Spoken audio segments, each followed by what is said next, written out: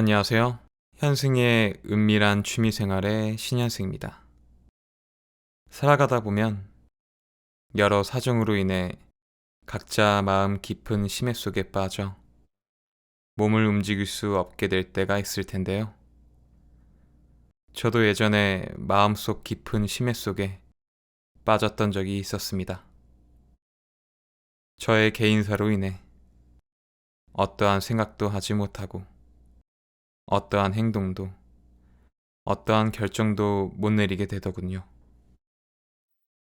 말 그대로 생각할 여력이 없었던 거죠.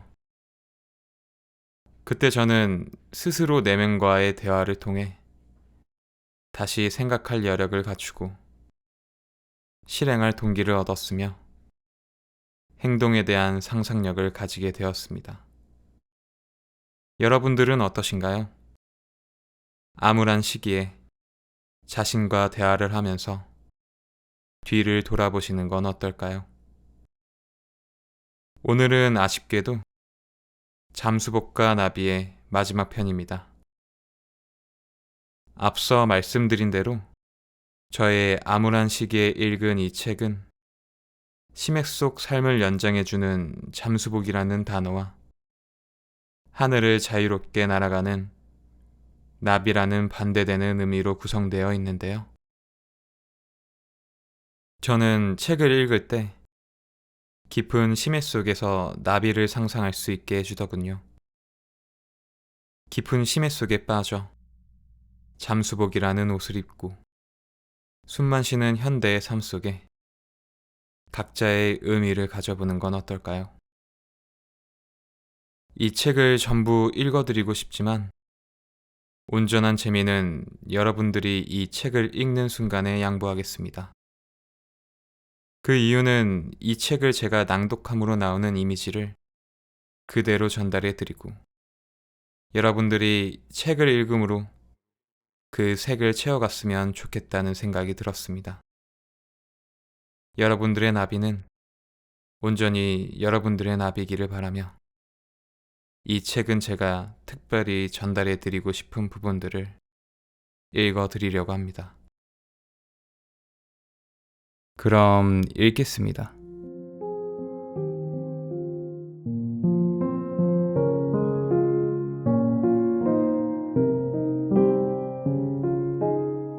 일요일. 나는 창문을 통해 병원 건물의 붉은 황토색 벽돌 정면이 새벽 햇살을 받아오는 광경을 바라본다. 벽돌은 고등학교 1학년 때 배운 라트의 그리스어 문법책 표지색과 똑같은 분홍빛으로 빛난다. 나는 뛰어난 그리스 연구가와는 거리가 멀었지만 그래도 알키비아데스의 개 이야기나 테르모필라의 영웅들의 장렬한 무용담을 동시에 접할 수 있었던 이 학문 세계가 지닌 강렬하고도 심오한 뉘앙스에는 매우 애착이 간다. 미술 재료상들은 이 색을 고풍스러운 분홍이라고 부른다. 병원 복도를 도배한 반창고색 분홍과는 전혀 다른 빛깔이다. 병실의 몰딩이나 창틀 가장자리 및 가장자리에 칠해져 있는 보라색과는 더더욱 비교할 수 없다. 이 보라색은 싸구려 향수 포장이나 쓰는 색 같기 때문이다. 오늘은 일요일이다. 병문안 오는 방문객이 불행히 한 명도 없어서 따분하고 느릿느릿한 시간의 흐름을 깨트릴 아무런 사건도 일어나지 않기 때문에 두렵기만 한 일요일. 물리치료사도, 언어장애 치료사도, 심리학자도. 오지 않는 일요일. 평일보다 훨씬 간단하게 끝낼 수 있는 몸단장만이 유일한 오아시스일 뿐. 일요일은 지루한 사막과 다름없다. 이런 날에는 의료 보조인들이 토요일 저녁에 마신 술 때문에 늦게들 근무를 시작할 뿐 아니라 일요일 당직 때문에 가족 나들이 혹은 친구들과의 잠새 사냥이나 새우 낚시를 못 갔다는 억울함이 겹쳐 얼굴을 씻겨주는 등 만운동하고 면도도 살을 빼지나 않으면 다행이다 싶을 정도로 넋이 빠진 채 기계적으로 손만 왔다가 할 뿐이다. 아무리 좋은 향수를 듬뿍 뿌려주어도 불결한 몸에서 나는 냄새를 감출 수는 없다. 오늘은 일요일이다. TV를 켜는 경우에는 정신을 바짝 차리고 있어야 한다. 이건 고도의 전략 문제이다. 까딱하면 서너 시간 동안 아무도 오지 않아. 채널을 바꿀 수가 없기 때문에 흥미있는 프로가 있더라도 그 프로 다음에 눈물을 짜는 연속극이나 바보 같은 오락 프로 혹은 소리만 질러대는 토크쇼가 예정되어 있을 때에는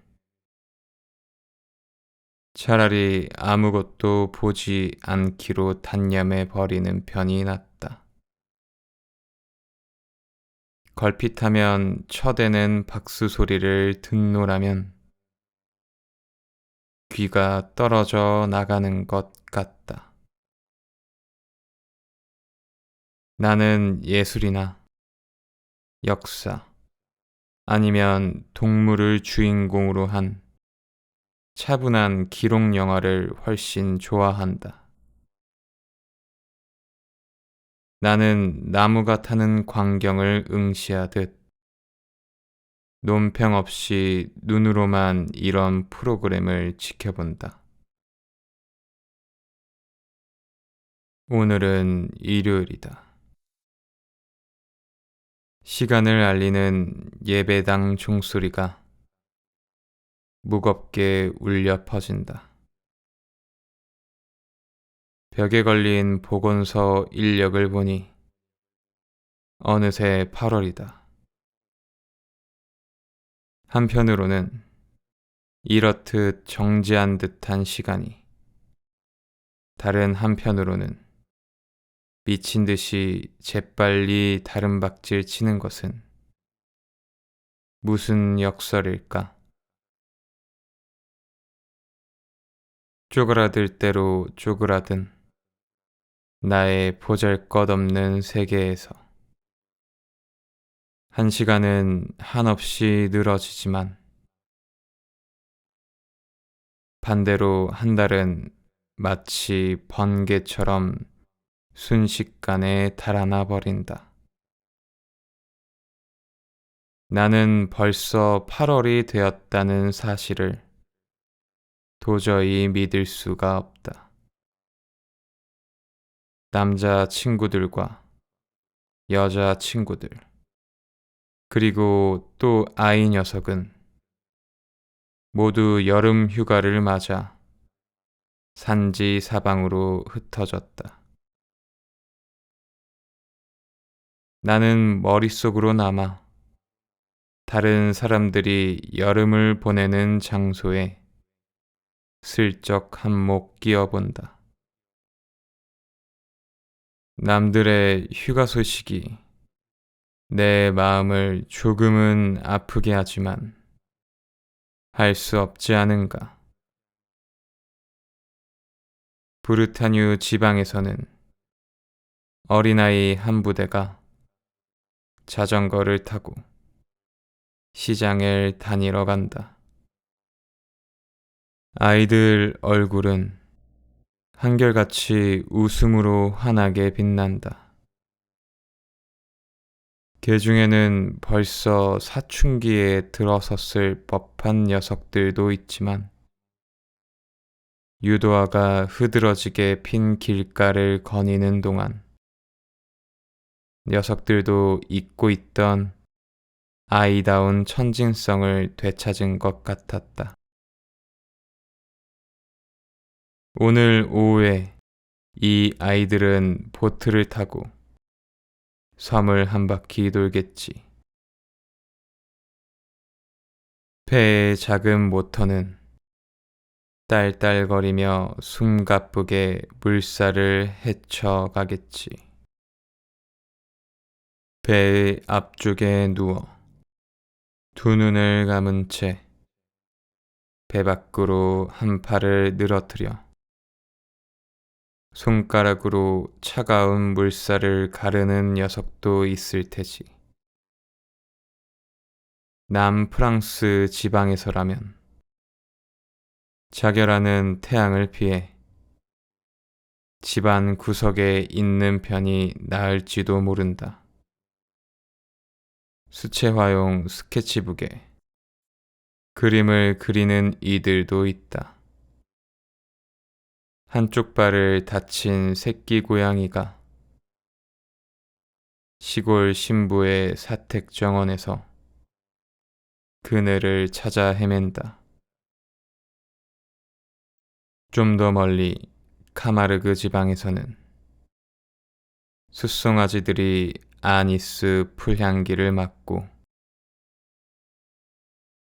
늪지대 부근으로 구름대처럼 몰려간다. 점심시간이 가까워 오자 어디서나 가족들이 자기들의 모일 자리를 마련하느라 분주하다. 가정의 어머니들은 언제나 점심 준비를 하기가 힘든 노역으로 생각되지만 나에게 있어서 점심 식사란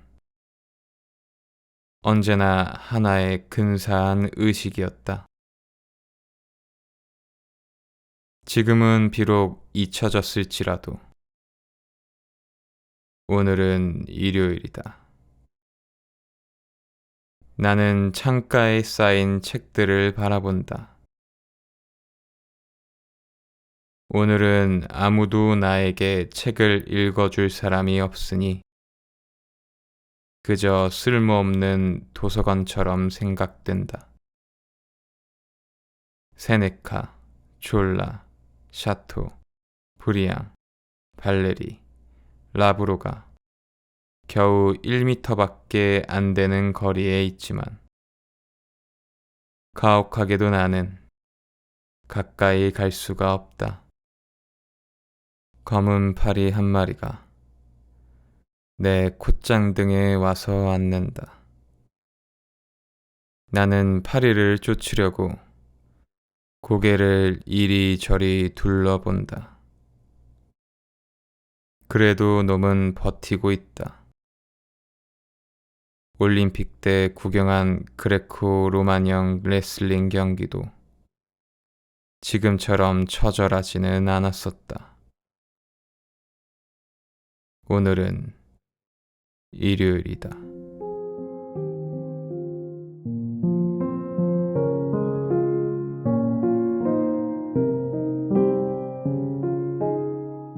휴가 끝. 여름이 끝나간다. 저녁엔 제법 선선해서 나는 다시 파리 병원이라는 푸른 도장이 찍힌 두터운 담요 속에 웅크리고 있어야 한다. 세탁 아줌마, 치과 의사, 우편 배달부 등 휴가 동안에는 모습이 보이지 않았던 사람들이 속속 병원으로 돌아온다. 간호사 중 한 명은 아기 토마의 할머니가 되어 돌아왔다.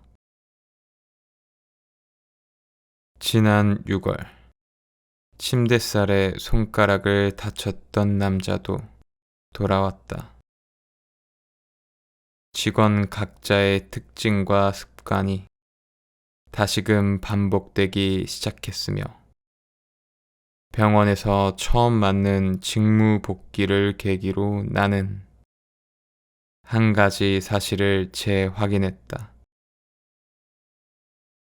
나는 확실히 새로운 삶을 시작했으며 내 새로운 삶은 다른 어느 것도 아닌 바로 이 침대와 의자, 그리고 바깥쪽 복도에서만 맥을 이어간다는 점이다. 나는 캥거루의 짧은 노래를 울부짖듯 읊을 수 있다. 언어치상의 진전을 실감나게 표현한 창가라고 할 만하다. 캥거루는 벽을 넘었습니다. 동물병원의 벽을. 하나님 맙소사, 벽이 얼마나 높던지요. 하나님 맙소사, 세상은 어찌나 아름답던지요. 다른 사람들에 대해서는 소문만 전해 들었을 뿐이다. 문학계 활동체계, 학교, 개학, 파리 구석구석의 휴가 끝 소식은 여행객들이 베르크로 찾아올 때 놀랄 만한 소식들을 가방에 넣어 가지고 올 테니 그때 가서 좀 더 자세히 알 수 있을 것이다. 듣자 하니 테오필은 걸을 때마다 발 뒤꿈치에 불이 들어오는 운동화를 신고 다닌다고 한다. 어두운 곳에서 그 아이를 따라다니기에 8월의 마지막 주간을 음미할 수 있다. 오랫동안 이처럼 편한 기분이었던 적이 없다. 처음으로 나는 휴가 시작과 더불어 휴가 기간 내내 나를 괴롭히던 카운트다운의 속박에서 벗어난 느낌이다. 책상 대신으로 쓰는 바퀴 달린 호마이카 테이블에 팔꿈치를 괴고서 클로드는 2개월 동안 매일 오후 우리가 무로부터 끈기 있게 건져 올린 원고를 다시 읽고 있다. 어떤 페이지는 여러 번씩 읽어도 또 읽고 싶어진다. 실망스러운 페이지도 있다. 이게 과연 책이 될 수 있을까? 클로드의 낭독을 들으면서 나는 그녀의 갈색 머리카락 햇빛과 바람도 붉게 물들이지 못한 창백한 양볼, 길고 푸른 정맥이 붉어져 나온 손을 관찰한다. 또한 열심히 일하면서 보낸 여름에 대한 추억의 이미지로 기억이 될 이방의 저체적인 연출도 둘러본다.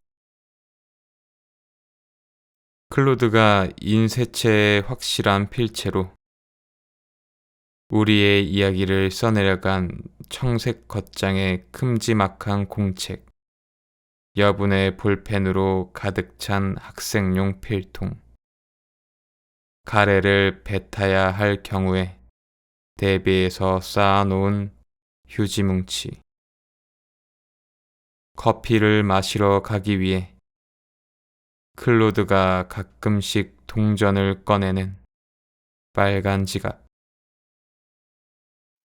지갑 가운데 지퍼가 열린 틈새로 호텔방 열쇠, 지하철표 한 장, 4등분으로 접은 100태 운송수단 및 상거래 수단을 연구하기 위해 외계인들이 가져갔다 돌려준 물건 같은 느낌이 든다.